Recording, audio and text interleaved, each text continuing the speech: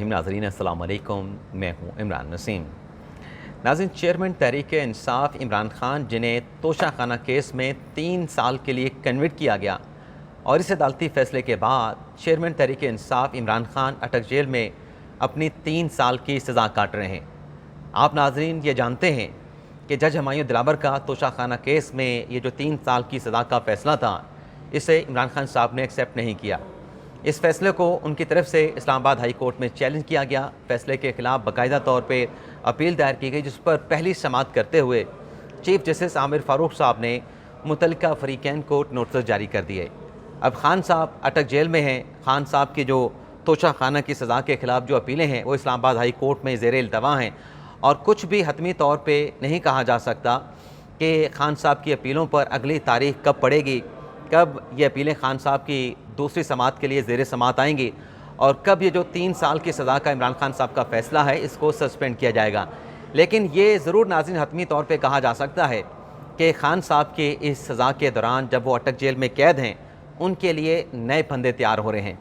अब वो नए फंदे कौन से हैं, उसकी तफसीलात अभी कुछ देर में आपके साथ हम शेयर करेंगे। लेकिन इससे पहले हमारे वीडियो लॉग की जो दीगर अहम ख़बरें हैं उनकी तफसीलात आपकी खिदमत में पेश करेंगे।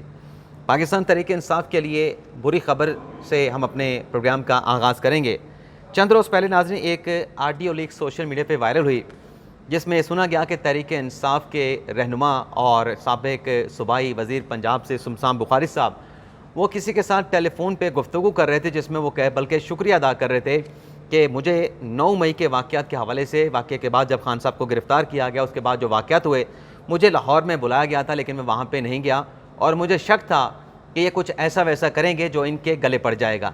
तो वो ऑडियो लीक हुई, उसकी तरदीद भी सुमसान बुखारी साहब ने नहीं की, लेकिन आज उन्होंने 9 मई के वाक़ये को जवाज़ बना के ना सिर्फ 9 मई के वाक़यात के बाद यानी खान साहब की गिरफ़्तारी के बाद जो कुछ भी हुआ उसकी मज़म्मत की और ये भी कहा कि वो कभी भी तशद्दुद की सियासत पर यकीन नहीं रखते थे और आइंदा भी नहीं रखेंगे और ये कोई सियासत का तरीक़ाकार नहीं। और ये स्टेटमेंट देने के बाद जो सुमसान बुखारी साहब हैं, उन्होंने पाकिस्तान तहरीक इंसाफ से ना सिर्फ लाताल्लुक़ का इजहार किया, तहरीक इंसाफ को छोड़ने का ऐलान किया और साथ में ये भी रिपोर्ट सामने आई है कि उन्होंने जहांगीर तरीन के साथ मुलाकात की है और वो इस्तेकाम में पाकिस्तान पार्टी में शमूलियत अख्तियार करने जा रहे हैं। अगली खबर में नाज़रीन तहरीक इंसाफ के रहनुमा की गिरफ़्तारी के हवाले से है, लेकिन ये जो गिरफ़्तारी है ये दरअसल उस गिरफ़्तारी के खिलाफ इस्लामाबाद हाई कोर्ट में मुकदमे की समाअत हुई है, जिसमें बाबर सत्तार साहब ने केस की समाअत करते हुए शहरियार अफरीदी साहब को कल इस्लामाबाद हाई कोर्ट में पेश करने का हुक्म दे दिया है और जो SSP ऑपरेशंस हैं इस्लामाबाद के और जो डिप्टी कमिश्नर इस्लामाबाद के, उन्हें शोकास नोटिस जारी करके पिछले 3 माह में जो MPO के ऑर्डर जारी करके लोगों को ज़ेर हिरासत रखा गया है उसकी तफसीलात तलब कर ली हैं। और साथ में बाबर सत्तार साहब ने दौरान समाअत ये रिमार्क्स भी दिए कि कोई ऐसी जगह रह तो नहीं गई, कौन सी जगह रह गई जहाँ MPO के तहत जो है वो शहरियार अफरीदी साहब को नहीं रखा गया, जिस पर उनके जो वकील थे शेर अफजल मरहर साहब, उन्होंने कहा कि सिर्फ सिंध और बलोचिस्तान रह गए हैं, वहाँ पे अभी तक MPO के तहत शहरियार अफरीदी साहब को हिरासत में या उनकी गिरफ़्तारी नहीं की गई। तो जज साहब ने, बाबर सत्तार साहब ने कहा कि अगर किसी को MPO के तहत गिरफ़्तार करना है तो उसकी वजूहात भी देना होंगी। इसी तरीके का एक और हुक्म यानी शहरियार अफरीदी साहब को तो कल इस्लामाबाद हाई कोर्ट में बुलाया गया है, पुलिस को कहा है कि आप उनको पेश करें, लेकिन साथ में शानदाना गुलजार साहबा उनसे उनके हवाले से इस्लामाबाद हाई कोर्ट ने इसी नौयत का हुक्म दिया है कि उन्हें भी कल इस्लामाबाद हाई कोर्ट में पेश किया जाए। अब सुप्रीम कोर्ट से 2 खबरें, उसमें पहली खबर नाज़रीन एहसन इकबाल के ख़िलाफ़ एक तौहीन अदालत की दरख्वास्त 2018 में महमूद अख्तर नकवी साहब, जो कि हैबिचुअल एक पटिशनर हैं, इस किस्म की दरख्वास्तें मुख्तलिफ सियासतदानों के ख़िलाफ़ दायर करते रहते हैं। ये इन्होंने 2018 में एहसन इकबाल के ख़िलाफ़ दरख्वास्त दायर की थी कि इन्होंने कोई अदलिया की तौहीन की है, अदलिया मुखालिफ बयानात दिए हैं, तो लिहाजा उन्हें कंटेम्प्ट केस में कन्विक्ट किया जाए। आज जब इस केस की समाअत का आगाज़ हुआ, चीफ जस्टिस मर्तज़ा बंदयाल साहब की सरबराही में 2 रुकनी बेंच था, जिसमें जस्टिस मज़दार अली नकवी साहब बेंच के दूसरे रुकन थे। तो सबसे पहले तो चीफ जस्टिस बंदयाल साहब ने महमूद अख्तर नकवी साहब का शुक्रिया अदा किया कि आपने हमें इत्तला दे दी कि किसी ने कोई कंटेम्प्ट मुबीना तौर पे की है, लेकिन साथ में फिर कहा उन्होंने नकवी साहब से कि देखें ये जो कंटेम्प्ट का मामला है ये मुल्ज़म और अदलिया के माबैन होता है। और फिर तारीफ़ की एहसन इकबाल साहब की चीफ जस्टिस मर्तज़ा बंदयाल साहब ने। और इस दौरान जो पटिशनर थे महमूद अख्तर नकवी साहब, उन्होंने बात करने की कोशिश की तो चीफ साहब ने उनकी सरजनिश की और उन्हें टोक दिया कि अदालत में आप तकरीर ना करें। और चीफ जस्टिस मर्तज़ा बंदयाल साहब ने एहसन इकबाल साहब के हवाले से कहा कि वो बड़े समझदार और दानिश्वर हैं, तो ये जो केस था कंटेम्प्ट का एहसन इकबाल साहब के खिलाफ, इसको डिस्पोज ऑफ कर दिया गया। और ये नाज़रीन उस वक्त 2018 का एक बयान था एहसन इकबाल साहब का, जिसमें उन्होंने कहा था कि मेरी जो इज़्ज़त है किसी जज या जर्नील से कम नहीं है, मेरी भी इज़्ज़त किसी जज और जर्नील के बराबर है। तो इस पर ये जवाज़ बना था उनके खिलाफ कंटेम्प्ट की एप्लीकेशन का, लेकिन अदालत ने आज ये मामला ख़त्म कर दिया और एहसन इकबाल साहब को इस मामले के ऊपर जो है वो क्लीन चिट दे दी है। इसके अलावा नाज़रीन आज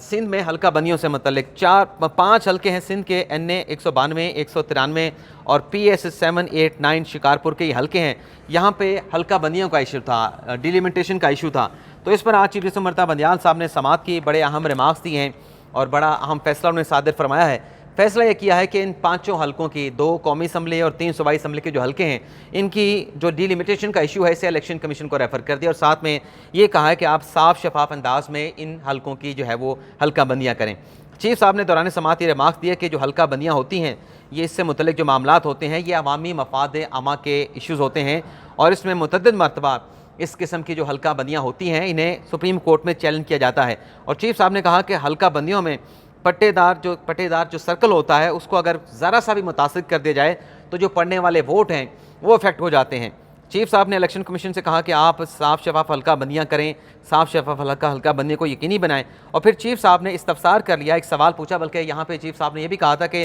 ख़ास तौर पे जो सिंध में हल्का बंदियाँ होती हैं वहाँ पे मामला इसलिए बड़ा हसास होता है कि हमेशा वहाँ से हल्का बंदियों के जो भी फैसले होते हैं उन्हें सुप्रीम कोर्ट तक चैलेंज किया जाता है। और फिर DG जो लॉ है इलेक्शन कमीशन के, उनसे ये इस्तफसार किया चीफ साहब ने कि कब आप इंतखाबात करवाने जा रहे हैं। तो DG इलेक्शन कमीशन साहब ने DG साहब ने कहा कि इस तरह से कंधे उचकाए। तो फिर चीफ साहब ने कहा कि यानी अभी तक कोई तारीख़ का ऐलान नहीं हुआ। ज़ाहिर सी बात है कि अभी कल हलफ उठाया है निगरान वज़ीर आज़म ने और अब कानून के मुताबिक इलेक्शन कमीशन का अख्तियार है कि इलेक्शन की तारीख उन्होंने देनी है, क्योंकि अभी हुकूमत के जाने से पहले वो कानून में एक ऐसी तरमीम करके गए थे कि अब तारीख देने का अख्तियार ना सदर का होगा ना गवर्नर का होगा, बल्कि इलेक्शन कमीशन खुद से इलेक्शन की तारीख का जो है वो डिटर्मिनेशन करेगा। तो चीफ साहब ने कहा कि ठीक है कि ये अभी तारीख का तयन नहीं हुआ, लेकिन साथ में चीफ साहब ने इलेक्शन कमीशन से कहा कि आपने इंतखाबात से पहले, यानी जो भी इंतखाबात होने हैं, आम इंतखाबात होने हैं, सूबाई असम्बली के इंतखाबात होने हैं, उनसे पहले तमाम मामलात को हल करें। तो ये नाज़रीन बड़े अहम रिमार्क्स थे। अब ये जो तमाम मामलात हल करने वाली बात है, इसमें जो मेरी अपनी इंटरप्रिटेशन बनती है, तो उसमें तो नई मरदमशुमारी के नताइज के बाद अब नई हल्का बंदियाँ करना भी ड्यू हो चुकी हैं। तो इलेक्शन कमीशन नई हल्का बंदी की तरफ ज़ाहिर सी बात जाएगा, तो इलेक्शन कमीशन नई हल्का बंदी की तरफ गया तो ज़ाहिर सी बात है फिर इंतखाबात जो है वो ताख़ीर का शिकार होंगे। तो ये बड़े अहम रिमार्क्स थे कि इंतखाबात से कबल इलेक्शन कमीशन तमाम मामलात को हल करे चीफ जस्टिस के। तो ये मेरी नज़र में बड़े अहम रिमार्क्स आज चीफ साहब ने दिए हैं और इसका असर जो है वो इंतखाबात की जो तारीख़ है उस पर भी पड़ेगा। अब आ जाते हैं हमारे वीडियो लॉ की जो इमरान खान साहब से मुतल्लिक जुड़ी खबरें हैं। एक तो नाज़रीन जो खान साहब के ख़िलाफ़ मुख्तलिफ यहाँ पे दहशतगर्दी के मुकदमा दर्ज किए गए, जिसमें दहशतगर्दी के दफ़ात लगाई गई। 3 केसेस की आज इंसदाद दहशतगर्दी की अदालत में समाअत हुई है और इन केसेस में खान साहब की अदम पैरवी, खान साहब पेश नहीं हुए और पेश क्यों नहीं हुए इसकी वजूहत आप भी जानते हैं। तो जज अबुल हसनात अब जुल्करनैन साहब ने इमरान खान साहब की जो दरख्वास्त है उसे अदम पैरवी पे खारिज कर दिया, लेकिन साथ में पुलिस की सरजनिश भी की है, ख़ास तौर पे क्योंकि इस केस में असद उमर साहब भी शरीक मुलज़म हैं, यानी उनका नाम भी शामिल किया गया है, शाह महमूद कुरैशी साहब का भी नाम शामिल किया गया। तो शाह महमूद कुरैशी साहब तो कमरा अदालत में मौजूद थे और साथ में फिर कहा उन्होंने पुलिस की सरजनिश करते हुए अपने जज अबुल हसनात जुल्करनैन साहब ने कि अगर आपने जो तफ्तीश है उसको मुकम्मल करें, अगर उस तफ्तीश के नतीजे में कोई गुनाहगार बनता है तो उसको गुनाहगार बना दें, अगर कोई बेकसूर बनता है तो उसको बेकसूर करें। और फिर जज साहब ने भी कहा कि फौरी तौर यानी जल्द अज जल्द अपना जो तफ्तीश है उसको मुकम्मल करके चालान दाखिल करें। हतमी फैसला तो ज़ाहिर सी बात है फिर अदालत ने करना है। तो इसमें बड़ी सरजनिश की गई, लेकिन खान साहब की जो 3 केसेस में ज़मानतें हैं उनको रद्द कर दिया गया। अब जैसा कि मैंने अपने वीडियो लॉ के आगाज़ में कहा, मज़ीद भी इस हवाले से कुछ और भी डिटेल हैं जो कि खान साहब के साथ जुड़ी हैं। ये जो इस किस्म की ज़मानतें खान साहब की खारिज हो रही हैं दहशतगर्दी के मुकदमात में, पिछले हफ्ते लाहौर की अदालत ने खान साहब के गालिबन वो भी 3 मुकदमा थे या 7 मुकदमा थे, उसमें खान साहब की ज़मानतों की दरख्वास्तें अदम पैरवी पे खारिज हुई। नैब के केस में खान साहब की ज़मानतें अदम पैरवी पे खारिज हुई और अब ये ATC अदालत ने दहशतगर्दी के 3 मुकदमात में उनकी ज़मानतों को रद्द कर दिया है। तो ये जो नाज़रीन इस किस्म के मामलात जब चलेंगे, खान साहब का अपील जो इस्लामाबाद हाई कोर्ट में पेंडिंग पड़ी है, वो जब भी ज़ेर समाअत आएगी, जब भी खान साहब की सज़ा का जो है वो सस्पेंड की जाएगी, ये ऐसे खान साहब के लिए कानूनी चीज़ें आप बारूदी सुरंगें कह लें, लेकिन ज़ाहिर सी बात है कि मुकदमात का इंदराज तो इमरान खान साहब के खिलाफ हुआ है। खान साहब इस केस में एक्यूज़ के तौर पे तो शामिल हैं, तो वहाँ से रिहाई मिलने के बाद खान साहब की इन केसेस में गिरफ्तारियाँ हो जाएंगी, और जब गिरफ्तारियाँ होंगी तो फिर खान साहब को एक एक करके इन केसेस में अपनी रिहाई के लिए, अपनी ज़मानत के लिए जो है वो मुतल्लिका अदालतों से दोबारा से रिजू करना पड़ेगा। सेकेंड राउंड ऑफ लिटिगेशन ज़मानतों के हवाले से चलेगा, और ये जो फर्स्ट राउंड था ये बेल बिफोर अरेस्ट का था। लेकिन इन केसेस में जब खान साहब की गिरफ्तारियाँ पड़ेंगी तो वो बेल आफ्टर अरेस्ट की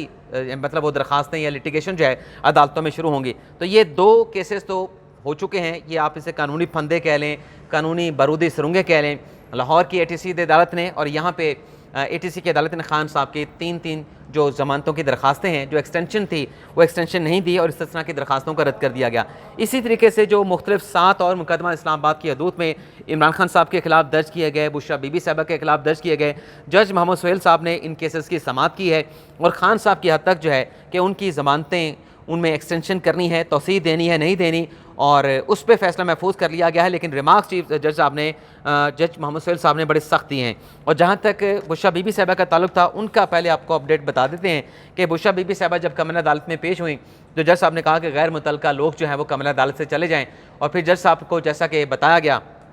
उसके बाद फिर जज साहब ने कहा कि बुशरा बीबी साहबा को आखिरी मौका दिया जाता है कि उनके खिलाफ ये जो केसेस हैं इसमें वो शामिल तफ्तीश हो जाएं। और फिर अदालत ने यह भी डिक्टेट किया कि उन्हें बताया गया है कि मखसूस हालात की वजह से बुशरा बीबी साहबा इन केसेस में शामिल तफ्तीश ना हो सकी हैं, आज वो शामिल तफ्तीश होने जा रही हैं। और पुलिस से कहा कि आप बुशरा बीबी साहबा को शामिल तफ्तीश कर लें। और साथ में ये भी जज साहब ने कहा, मोहम्मद सोहेल साहब ने बुशरा बीबी साहबा का लिहाज करते हुए,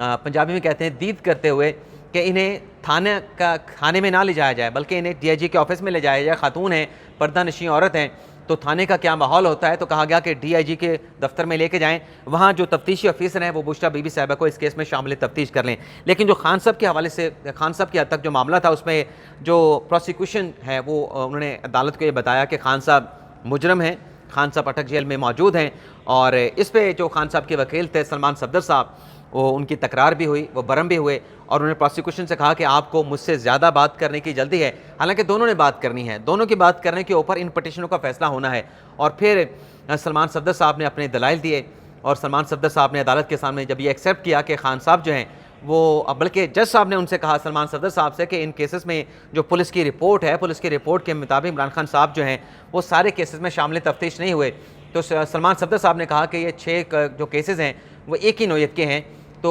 जिस पे जज साहब ने जवाब दिया कि एक केस में 6 केसेस हैं, एक केस में इमरान खान साहब शामिल तफ्तीश हुए हैं, 5 केसेस में शामिल तफ्तीश हुए नहीं। जिस पर सलमान सफदर साहब ने, इमरान खान साहब के वकील ने कहा क्योंकि वो अटक जेल में हैं और आज जो अदालत में उनकी गैर हाज़िरी है, तो उनकी गैर हाज़िरी की वजह है कि वो अटक जेल में कैद है, इसलिए अदालत के सामने पेश ना हो सके। और उस पर जज साहब ने नाज़रीन क्या कहा, मैं आपको फिर उनकी ज़ुबानी आपको सुना देता हूँ। बड़े अहम रिमार्क्स दिए जज साहब ने नाज़रीन कहा,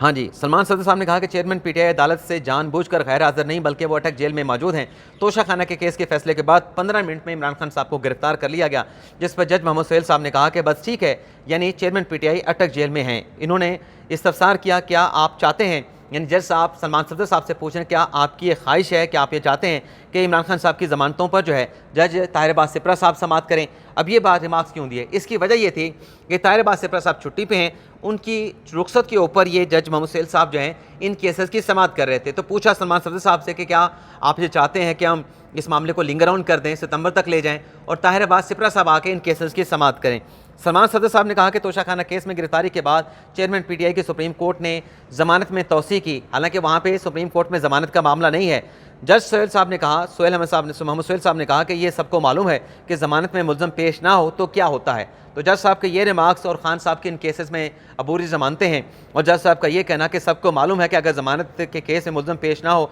तो क्या होता है। तो ये फिर सलमान सफदर साहब ने कहा कि इमरान खान साहब के लिए हालात जो है वो गैर मामूली हैं। तो इसके बाद अदालत ने इस मामले के हवाले से खान साहब के इन केसेस में 6 केसेस में ज़मानतों का एक्सटेंड करना है नहीं करना, इस पे फैसला महफूज कर लिया है। अब तक जब हम वीडियो रिकॉर्ड कर रहे हैं, इन दरखास्तों के ऊपर खान साहब की ज़मानतें एक्सटेंड होंगी, इस्तिस्ना की दरखास्तें एक्सेप्ट होंगी। फ़िलहाल जज साहब ने कोई फैसला सादर नहीं फरमाया। फैसला जब आएगा तो उसकी डिटेल अगले व्लॉग में शेयर करेंगे। इजाज़त चाहते हैं, अल्लाह हाफ़िज़।